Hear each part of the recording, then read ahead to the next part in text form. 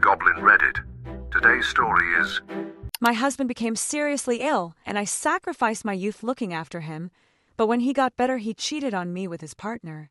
7 years later, his karma was devastating. A few days ago, I looked in the mirror and barely recognized my own reflection. Deep lines marked my face, making me look twice my real age. The dark shadows under my eyes had become a permanent feature. My hair, which had once shone with vitality, now looked lifeless and dull, sprinkled with premature gray hairs. Contrary to what is often said, these gray hairs did not give me a distinguished appearance, but accentuated my exhausted and stressed countenance. At only 35 years of age, my body showed the traces that recent events had left on me. It wasn't always like this. I remember with nostalgia those happy days just after I married Paul. Life was wonderful then, and my worries were limited to deciding what to make for dinner or what hairstyle to adopt for the following month. But then life hit Paul and me twice over. Suddenly, Paul became seriously ill. When we went to the hospital, the doctor diagnosed chronic kidney disease. As the costs of dialysis began to accumulate and the bills piled up on our table, we had to start eliminating non-essential expenses. Among those sacrifices, I stopped visiting the beauty salon to devote all my time, energy, and financial resources to improving Paul's health. Just when we were starting to adapt to this new reality, the second blow came. Paul was made redundant from the company where he had worked for the last 10 years. The company was experiencing financial difficulties and needed to reduce staff. So, from one day to the next, all the financial responsibility for our family fell on my shoulders. I started taking online jobs to supplement my regular 8 to 4 job. This meant that I was literally spending all my waking hours working. I had no time to rest. To give you a clear idea, not only was I responsible for paying all the bills that came into our home and putting food on the table, but I was also in charge of the financial aspects, housework, laundry, and all the responsibilities of the household. Looking back, I realized that Paul and I should have discussed the flexibility in the distribution of these tasks, but we never planned for Paul to lose his job and get sick like this. I barely had time to breathe or sleep. There was no room to worry about my appearance. I had promised to be with my husband in sickness and in health, so now it was my turn to fulfill that part of the bargain. Although I knew this, it didn't make the situation any easier because it was completely painful.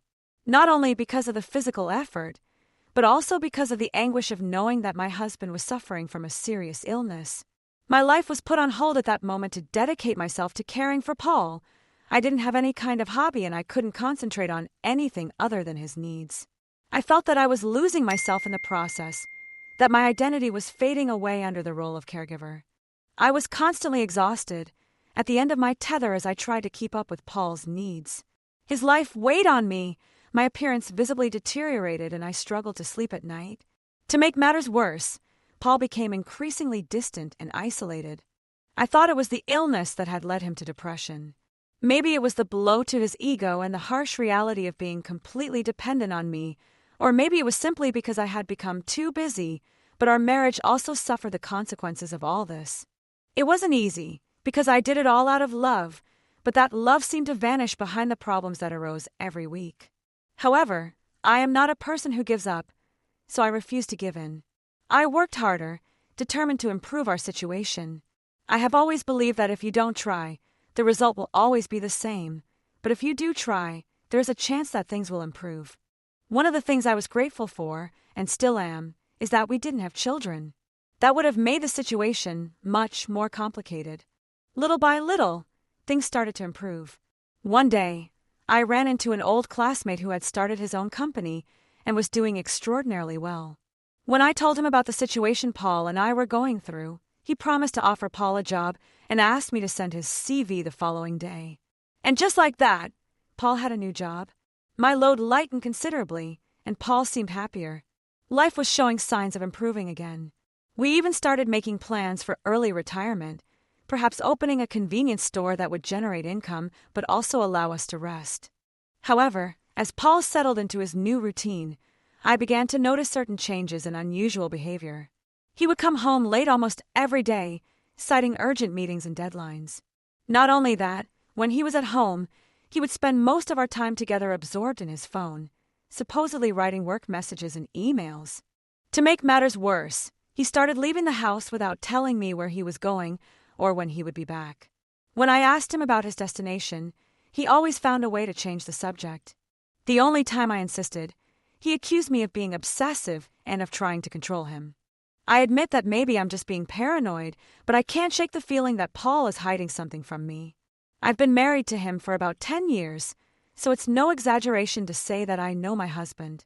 I know when he's being honest with me, or when he's trying to avoid a subject so as not to talk about it. I have tried not to be obsessive or controlling as he suggests, but nothing in our relationship seems normal at the moment. I can't shake the feeling that something is not right, that Paul is hiding something important. Perhaps this is due to the fact that, although Paul seems to be getting his life back, he is not making any effort to restore our marriage to what it used to be. Either he hasn't noticed the distance between us, or he just doesn't care. In fact, he seems to be trying to increase that distance. I can't count the number of times I've tried to start a conversation, and he's responded with grunts and monosyllabic answers to get me to stop talking to him. It's an extremely frustrating experience, and I don't even want to mention how painful it is.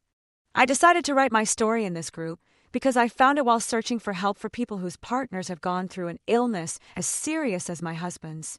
I don't know, maybe reading other posts or getting advice can help me through this difficult time. Update 1. It has been exactly 4 days since I shared my story with you, and since then, everyone has been extraordinarily supportive. It is comforting to find other people who have been through similar situations. It is easy to connect and get valuable advice. Yesterday something happened that makes me feel that either I am completely losing my sanity or my suspicions really are well-founded. Last night, while Paul was getting ready for bed, I noticed a peculiar scent on his clothes. It was a sweet, floral perfume that I didn't recognize as any of mine, which I hardly ever use. What's more, the scent was so feminine that it undoubtedly came from a woman. With the utmost delicacy, and trying not to appear suspicious, I asked him about the perfume. I even joked, asking him if he now preferred feminine scents. Without the slightest smile at my comment, he replied that he had been in the shopping center earlier that day, surrounded by crowds. He said that perhaps he had picked up the scent of someone he had been close to in the mall. The explanation sounded logical, but I found it hard to believe. It was true that he could have picked up the scent of someone he passed while shopping. However, the perfume was quite distinctive, as if he had been in prolonged contact with the person wearing it. He must have noticed the doubt in my expression because he asked me to stop seeing monsters in every shadow and to simply let it go. However, I couldn't do it, especially when he asked me in an irritated and categorical way. Paul only asks me to abandon a subject when he doesn't want me to analyze it in depth, which tells me that there is something he prefers to keep hidden. In any case, I kept quiet, but only waiting for another opportunity to present itself. I wasn't expecting it to come just a few minutes later. After Paul ordered me to drop the subject of perfume, he immediately got into bed. But I couldn't sleep. My mind was busy imagining scenarios about how Paul had acquired that scent, and none of the possibilities were comforting. Suddenly, his phone lit up with a notification showing a woman's name. It wasn't anyone I knew, but it was the kind of name you'd expect to associate with someone you'd have an extramarital affair with. First the feminine perfume on his clothes, and now the name of an unknown woman on his phone in the middle of the night. I may not have attended a prestigious university, but I know how to recognize the signs. And I think these signs are telling me why Paul has stopped kissing me. I am determined to follow these clues and discover the truth. Update 2. I'm back and I'm getting straight to the point. I have some news that is not positive, and I'm not going to waste time with unnecessary introductions. After what happened 3 weeks ago, Paul smelling female perfume and seeing a woman's name on his phone, I decided to hire a private investigator to help me look into Paul's life and find out if my husband was cheating on me as I suspected. I wish I hadn't had to go to such lengths. Ignorance does not bring happiness. Rather, it is fraught with anxiety and uncertainty. 3 days ago, the investigator provided me with answers. We agreed to meet in a place where Paul could not see us by chance, a busy bistro. The researcher showed me photographs and videos of Paul kissing, hugging and holding hands with another woman. He didn't need to say a word. The images spoke for themselves. In vivid colors, These photographs revealed that Paul had replaced his wife with a younger, more attractive blonde woman. According to the investigator, the blonde was Paul's co-worker, Cassidy. As I watched the video of my husband being intimate with a girl who looked half his age, I felt like I was the one who was going to suffer kidney failure. To think that I had invested my entire life, including sweat, blood, tears, and every penny, in this man. To make matters worse, that same day when I got home, I confronted him, and guess what he did? He denied absolutely everything. I showed him the photographs, believing that it would be impossible to argue against such clear evidence, but Paul proved me wrong. He claimed that the photos had clearly been manipulated, and then tried to turn the situation completely on its head. He accused me of being a jealous and distrustful wife, and had the audacity to ask me how I could think the worst of him after all he had done for me. To say that he had done a lot for me is really an exaggeration, because as I recall, he did practically nothing. I was the one who worked several jobs, who despite the strenuous hours kept the house clean, did the laundry, and fulfilled other responsibilities of a wife, while he immersed himself in self-pity. I could understand that he didn't contribute much when he was really sick, but when he started to get better, he could have helped. I was the one who literally sacrificed my life so that he could live, and he dared to say something like that. If anyone should be saying that, it should be me. I wish I could tell you that was the end of it, but this morning we had a terrible row. I can't even remember what triggered it, but somehow we ended up shouting at each other. Then, out of the blue, Paul called me an old woman. He said I looked like a 65-year-old and acted like one. Immediately, I felt as if time had been taken away from me, as if he had deliberately wanted to see me aged, as if he had desired the wrinkles on my face and the flexity in my body. If I look like this, it is because I have dedicated myself to being the best wife for him, and now that I am showing signs of age, he is cheating on me, and on top of that he is pointing out my physical deterioration in my own face. Update 3. If I have not completely lost my sanity at this point, it is thanks to the constant support and valuable advice I have received. Having them by my side is probably the best thing that is currently happening to me. After thinking deeply about what to do with Paul, I finally developed the perfect plan. I knew that a simple divorce would not give me back all the effort, money, and youth that I lost because of him. So I decided to cut off all the support I have been using to keep him going.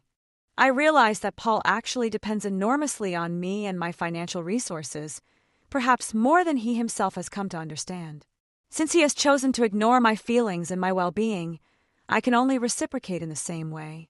This morning, I forwarded the intimate video of Paul and Cassidy to my friend, the CEO of the company where Paul works, requesting that they both be fired. I knew that the company has a strict policy against this type of relationship between employees, so it's only a matter of time before Paul and his lover lose their jobs. Next on my list is to suspend my contribution to his weekly dialysis payments.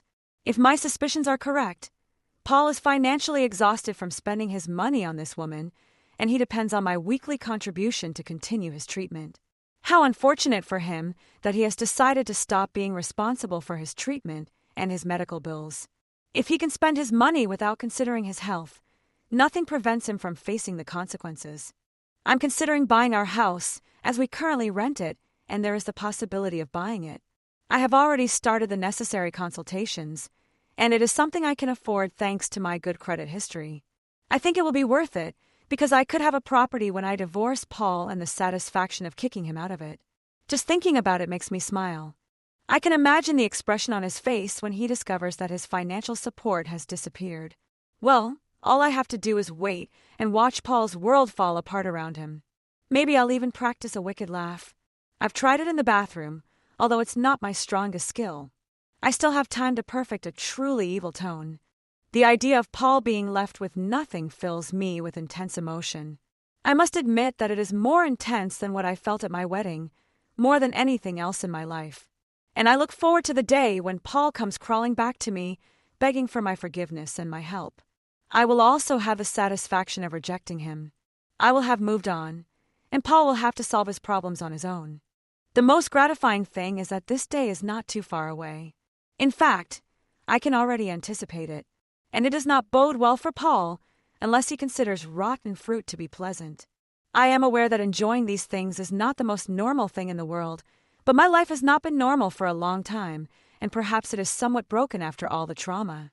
Seeing your husband get sick, sacrificing your life, and not even receiving an apology, just infidelity, can completely destroy you.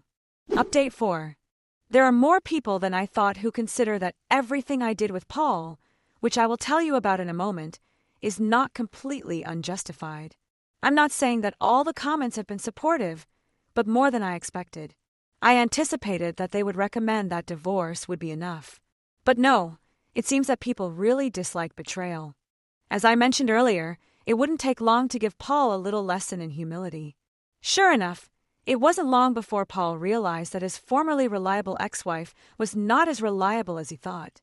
That week, when he went to his dialysis session, I refused to accompany him. I occasionally accompany him, but this time I decided not to. That was the first indication that something had changed. He asked me if anything unusual had happened, and of course I denied it. That day, when he returned home, he complained that something strange had happened because the center had not received its usual payment. I simply smiled without commenting. When he attended a second dialysis session that week, he finally understood. An astute man, it only took him 2 occasions to realize that no one was financing his treatment. He demanded to know why I hadn't paid for his treatment, arguing that it was a matter of life and death for him, and I replied that I was not obliged to cover his expenses. He tried to argue with me, but he knew I was right. He was a grown man with a job, perfectly capable of paying his own medical bills, at least for now. He was unaware that he would soon be a grown man with outstanding medical bills, but without a job. In any case, he began to plead. I told him that I couldn't cover his expenses at that time because I had some important investments to attend to, so he would be on his own. He asked me what expenses I was referring to, but like him, I didn't offer any concrete explanations. I asked him why he hadn't saved part of his salary using his strategy of changing the subject, and he vaguely mentioned some personal bills he owed, claiming that his income hadn't been so good lately. He seemed convinced of his lie, as if he were unaware that I already knew the whole truth. So, with a smile on my face, I suggested that he stop asking this old lady for money and go and find his young, fresh girl. When I said that, his attitude changed completely, and he started talking nonstop, like a singing bird. He confessed to me that it was Cassidy who pursued him, who didn't stop until she had caught him in her net. I watched him, wondering how I could fall in love with such a naive man. It was never his responsibility, was it? He was always the victim who had been seduced by this attractive young woman. Surely he resisted fiercely, saying things like, "No, please, I don't want to be with a beautiful young girl. I love my older wife, that's all." Although the best was yet to come, informing him where he would sleep that night. I told him that I was completely fed up with his lies and that I wanted him to leave the house before the end of the day. Seeing his expression was the most gratifying thing, something I would recommend to anyone seeking revenge for infidelity. Well, Paul stammered like a politician in trouble, asking what I meant by telling him to leave. I was more than happy to show him my title deed. He fell to his knees, begging me not to throw him out, promising and swearing on his mother's grave that he would change. Swearing on his dead mother's name wasn't helping either, because the best thing my husband had at that moment was his dead mother. That's a story for another time. Suffice to say that my relationship with my mother-in-law was not exactly harmonious. I wanted a second chance, but there was no room for second chances. Nothing in the marriage vows mentions second chances after a betrayal. Although I have acquired the house, I plan to rent it out and move to another city. The house holds no happy memories for me, or if it ever did, they have been overshadowed by Paul's presence. I need to put all this behind me and start over somewhere else. Paul has yet to find out that he has lost his job, as my friend is waiting until the end of the week to tell him. Fortunately, he hasn't caused me any problems, and he moved out of the house a couple of hours ago. That's why this update is so recent. Not as recent as the girl he was cheating on me with, but I have a feeling that will soon start to deteriorate. Update 5. I didn't witness his dismissal, but I think my friend's description can faithfully reflect what happened. I'm going to share the message he sent me here so you can read it. I have now dismissed both Paul and Cassidy. Cassidy simply packed her things and left. She is a young girl and will probably find work quickly. But Paul was not at his best. I know you recently filed for divorce and have kicked him out of the house, but I could not show him compassion when he had violated company rules. We don't have enough employees to allow relationships of this kind, which interfere with their performance and that of others. When I broke the news to him, Paul started shouting and insulting me. He even accused me of doing it because I liked getting involved with a bitter old woman like his wife. So I had no hesitation in calling the police, as he had no intention of leaving either. We were planning to give him severance pay, which is part of the company benefits. In the past, we have decided to do this with employees we have had to let go of for other reasons, which we consider beneficial, so that they have resources while they find another job. But in Paul's case, we will only pay what is legally required. And before anyone accuses me of the same thing Paul accused my friend of, I must clarify something. My friend is married, and I am friends with his wife. No, we do not have any kind of romantic relationship. After this, Paul tried to defame the company for firing him, using the excuse that they did so because of his illness. But part of his signed contract stipulates that relationships are not allowed in the workplace, so my friend's lawsuit against Paul now promises to be interesting. The divorce proceedings we have started with my lawyer also include a claim for some of the money I have invested in him all this time. Paul thinks he can continue to speak negatively about me, as he has done with my friend and other people. Good for him. Now the divorce will be more complicated because we have decided to make it more difficult than necessary. Update 6. Paul has found out that I have put my house up for rent, and he has asked me to rent it to him. You might think that I am very lucky to have found a tenant so quickly, but there is a small detail. Paul thought it would be a good deal that would allow him to stay at least 2 months without paying until he found another job, and then he would start paying the rent. It's one of those offers that are very difficult to refuse, but I had to decline. I'm sorry that Paul literally has to sleep on the street now. At least he has found a center where they perform dialysis free of charge for people in vulnerable situations. And yes, Paul is now a vulnerable person after I took care of him. He has no other options because his relationship with Cassidy has also started to deteriorate. No young woman wants to commit to an older man like Paul who has no financial resources. The comments have also warned me that once I have moved out of the city, which I have already done, Paul might try to break into the house. I am waiting for him to do it because I could sue him and even send him to prison if he does something like that. I can't wait. You can't imagine how much I long for it. The divorce proceedings continue, and I will be conducting the hearings by video conference. I am glad to be away from all this, and when the divorce is final, I will also be completely finished with Paul. I can now resume my self-care routines, and I feel somewhat more rejuvenated. I don't expect to completely eliminate the effects of having taken care of Paul, but there are still things I can do to improve. I won't be able to recover the money Paul owes me, because he literally doesn't own anything. Spending on gifts and dinners to impress a young woman has a cost. Not saving enough for your old age, which has come early for Paul this year. But if I win the divorce, that debt will haunt him forever. Update 7. As you have mentioned, youth is a question of perspective. How you feel inside is important, and there are steps you can take to project a more youthful image. That's what I've been concentrating on, but also on the unfortunate Paul. We can say that the divorce has been finalized with a relatively favorable outcome. It has been clean in terms of the distribution of assets, and his infidelity has been extremely beneficial in preventing him from claiming anything. Yes, before I bought the house, I made sure it was legally protected against any claim from my husband, so he couldn't claim it. He tried, but only to waste more time in the process. He has got a new job, which is good news. Not so much initially, because that allowed him to contest the divorce, but now that he has lost it, it is positive because he has to make payments. He has to pay an amount that is not exactly what we intended with our lawyer, but the balance is positive. I have concluded this divorce with more than I started with. Besides, having complicated Paul's life is a reward in itself, don't you think? I can't say what has happened with Cassidy. All I know is that my friend has informed me that she recently requested a job reference, probably because she is looking for work, and my friend has refused to provide it. Life is fulfilling, which contributes to my current happiness.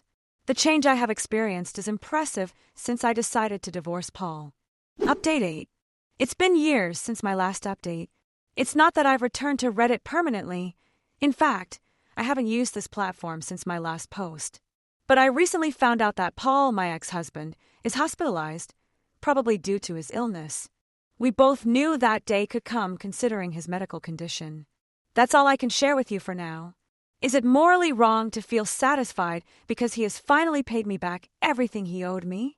Update 9. Another brief update.